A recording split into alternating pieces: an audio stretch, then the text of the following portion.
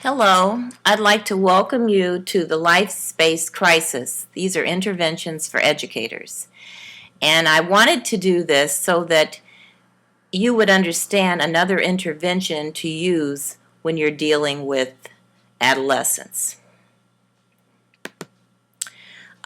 If we had a seminar on this, and I did schedule one, but it was right before Christmas, I wanted you to take a field trip to Life Space Crisis Intervention, their website. And on this website, they teach staff working with students therapeutic talking strategies to help students during stressful moments. They also teach awareness and skills to understand and manage your own feelings so that you don't get into a power struggle when students are having difficulties. If you go to that website, I'd like you to click on the angry smile and some of the research studies. I know we know about acting out behavior, but I'm not sure you understand acting in behavior. So I'd like for you to think about how we identify aggressive behavior. However, some of the aggressive behavior that we see is passive aggressive behavior. And I'd like you to think about how you've observed passive aggressive behavior and whether or not you've demonstrated this behavior. So we could discuss some examples, but this isn't a seminar.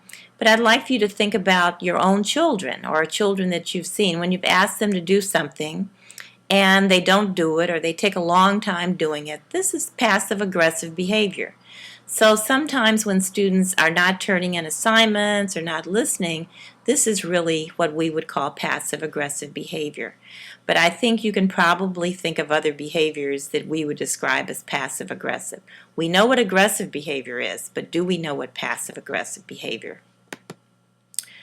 When we look at youth in crisis, it's very important, and we've talked about this in our classes. It's important that they are valued and treated with respect. We want to have them learn to trust caring adults, and of course that would be used in the classroom. And we'd also like for you to be someone that could support them in times of crisis. We also want them to become aware of their patterns for self-defeating behavior, because sometimes students get into a pattern and actually they're shooting themselves in the foot.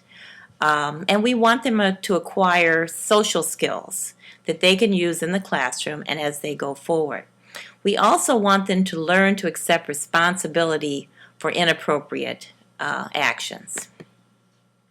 So Life Skills Crisis Intervention provides specific strategies for children and for teachers.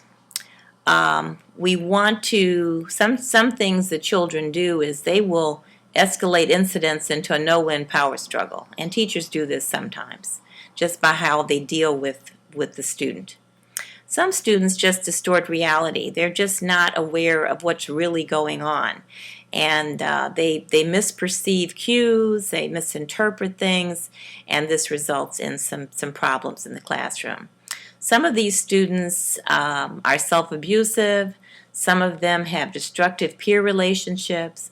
We know they lack social skills. And some of them have very little conscience for aggressive behavior. And of course, I'm very concerned about those students because when we see students that don't have empathy, don't understand how someone else may feel, and don't really care how other people feel, then we have a dangerous situation in the classroom.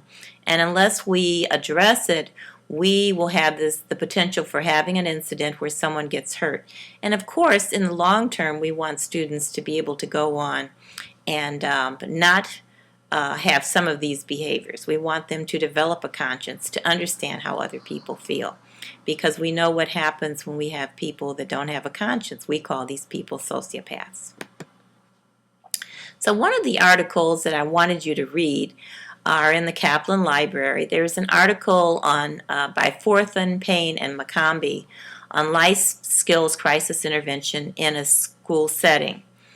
And the second article is by Forbringer and Johan Peter, and this was an article on the shattered mask, a red flag carry-in interview. I'll tell you more about these. So, one thing that we know about situations in the classroom, there's misbehavior, that's non-physical. Then there's misbehavior that's physical. I think we can understand those two differences.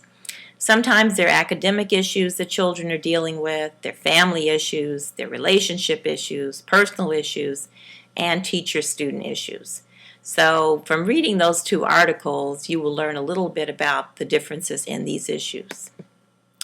Now, in the red flag carry-on, and I have this baton being passed, I want you to picture a student has a crisis, and they come to the school and they come into your classroom, let's say that, and they're volatile, they're upset, and you know that there is a problem.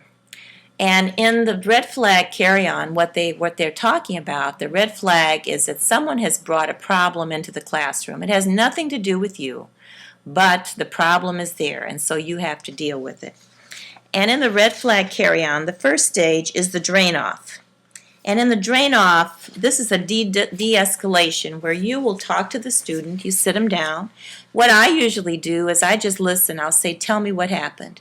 I don't say what someone else told me. I don't say what I saw. I want to hear in their own words. I want them to tell me what happened exactly. So what you're doing is you're de-escalating and you're draining off the student's feelings. And you're trying to control any counter-aggressive reactions that you might have, actually.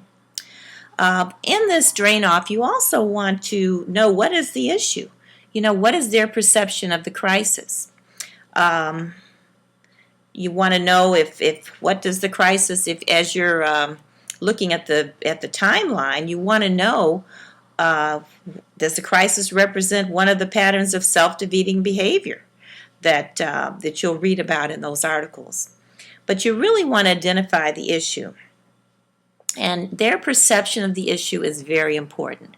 I think I've discussed this in one of our discussions, that it's important to listen, and even if they're off base, what they tell you is important because perceptions are their reality, actually.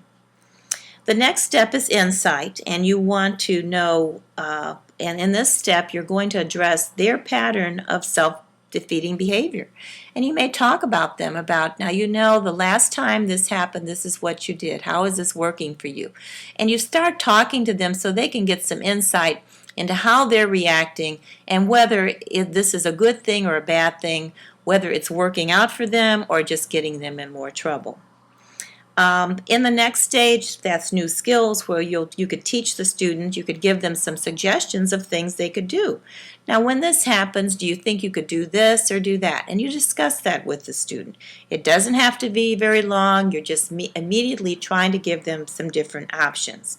And what you want to do in the process is teach them some interpersonal skills so that they can overcome this behavior. Now, in the last stage, the transfer of learning, is where you will help the student generalize these skills and behavior. And you could say, do you think you could use this, what we've just talked about, this new skill, could you use it in another situation? What could you do? Do you think it might help you when you run into someone else who does this to you? So it's a conversation that you're having. And they call this the red flag carry because the student has come to you. The problem is not with you. The problem is not in the classroom. Something has happened, and sometimes it does happen in the classroom, but it's happened, and you need to deal with it and work on some training and some new skills. So, what did you learn? You're going to listen to the student to get their perception of the problem and to drain off intense feelings.